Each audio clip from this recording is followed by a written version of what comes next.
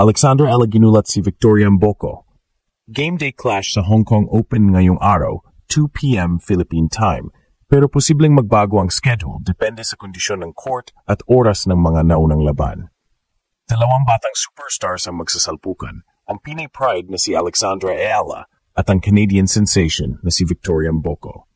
Si Alex Ella, 20 years old, ay kasalukuyang nasa world rank number 51 at kilala sa pagiging left-handed counterpuncher na may matatag na mental composure. Isang taon na puno ng milestones ang 2025 para kay Alex. Umabot siya sa mga Grand Slam draws, tinalo ang mas matangkad na kalaban, at unti-unting inakyat ang hagdang ng WTA rankings.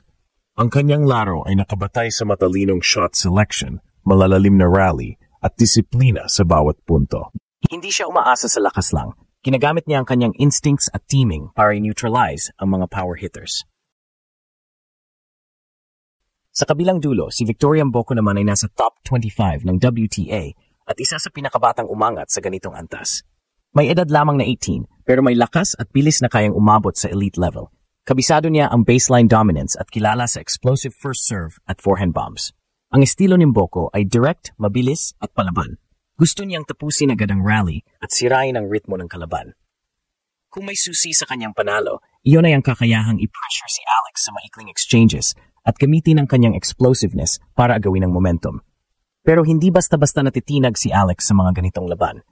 Kilala siya sa pagbalik mula sa likod, sa mga third set thrillers, at sa mga pagkakataong tila tapos na ang laban pero nagagawang baliktarin gamit ang puso at tiyaga. Ito ang mga sandali na hinahanap ng mga Pilipino.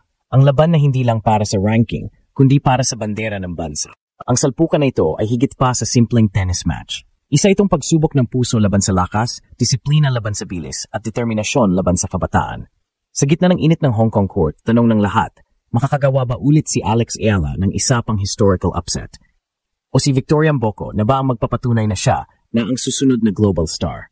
Isang laban ng kinabukasan, isang araw ng gulat, at isang pagkakataong muling ipakita ni Alex kung gaano kalakas ang pusong Pinay. Sa bawat hakbang ni Alexandra Ella papunta sa court ng Hong Kong Open, ramdam ang bigat ng ekspektasyon at pag-asa ng buong Pilipinas. Isang laban na hindi lang basta pagtutunggali ng dalawang kabataan, kundi banggaan ng dalawang bagong mukha ng women's tennis. Parehong gutom sa tagumpay, parehong may kwentong puno ng laban at sakripisyo. Si Alex, 20 years old mula sa Maynila, ay nakarating na sa puntong ito sa pamamagitan ng tiyaga, mahabang oras ng ensayo, at walang sawang paniniwala na kaya niyang makipagsabayan sa mga pinakamagaling sa mundo. Sa kabilang panig naman, si Victoria Mboko, 18 anyos mula Canada, ay umangat sa bilis ng kidlat, isang batang phenom na may lakas, tapang, at determinasyong baguhin ang hinaharap ng tennis. Ngayon, magtatapat sila sa Hong Kong Open, isang prestihiyosong torneo na naging patibong ng mga bagong bituin. Parehong may momentum. Si Alex ay galing sa mga matitinding panalo kontra sa mas mataas na ranked players, habang si Mboko ay nasa gitna ng kanyang breakout season matapos pumasok sa top 25 ng mundo. Para sa marami, underdog na naman si Ella. Pero sa mga nakakakilala sa kanya, alam na alam nila, ito ang eksaktong posisyon na gusto niya. Kapag sinabing Ella under pressure, ibig sabihin yan, maghanda ka na sa posibleng gulat ng taon. Magkaibang-magkaiba ang kanilang estilo. Si Alex ay left-handed counterpuncher, gumagamit ng spins, placement, at strategic patience. Hindi siya agad bumabagsak sa una o ikalawang set. Madalas, mas lumalakas habang tumatagal ang laban. Si Mboko naman ay puro bilis at lakas, explosive ang serve, agresibo sa baseline, at kayang tapusin ang rally sa tatlong palo. Kung maagang makuha ni Mboko ang ritmo, delikado si Alex. Pero kung mas stretch ni Ella ang rallies, maubos ang pasensya ni Mboko, doon siya sisimulang madurog ng Pinay sa consistency at disiplina. Ngunit higit sa lahat, dala ni Alex ang tinig ng mga Pilipinong naniniwala sa kanya. Sa bawat punto, bawat sigaw ng "Come on, Alex!", naririnig ang pangarap ng isang bansa na makakita ng Pinay sa tuktok ng tennis. Sa harap ng mas batang kalaban sa ilalim ng spotlight ng Hong Kong, isang tanong lang ang gusto ng lahat masagot. Kayang-kaya pa bang gulatin ni Alexandra Ella ang mundo? Muli. Ngayong araw sa Hong Kong Open, maghaharap ang dalawang pinakabatang bituin ng women's tennis, ang Filipina warrior na si Alexandra Ella at ang Canadian prodigy na si Victoria Mboko.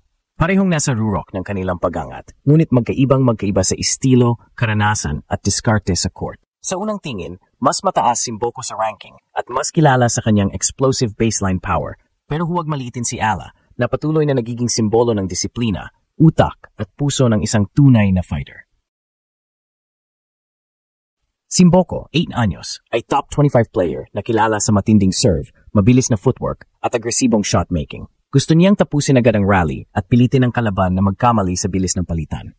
Kapag nakahanap siya ng ritmo, napakahirap pigilan.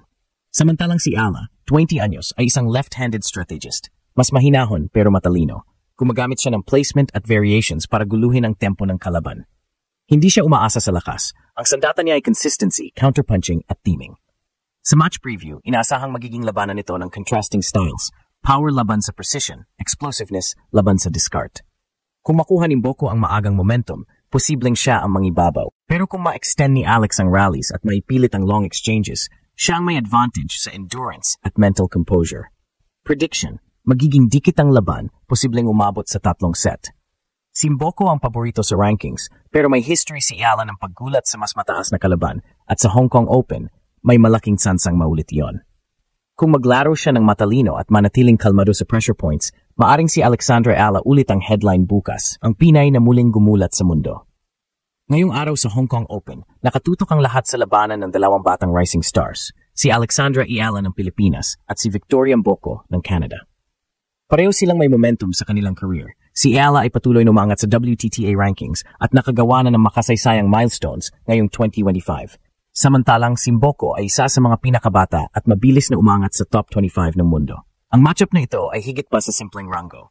Ito ay clash ng magkaibang estilo at diskarte sa court. Si Ala, isang left-handed counterpuncher, ay kilala sa matalinong shot selection, strategic patience, at kakayahang kontrolin ang ritmo ng laro. Hindi siya umaasa sa lakas lamang, kundi sa placement at teaming, at madalas siyang lumalakas habang tumatagal ang laban.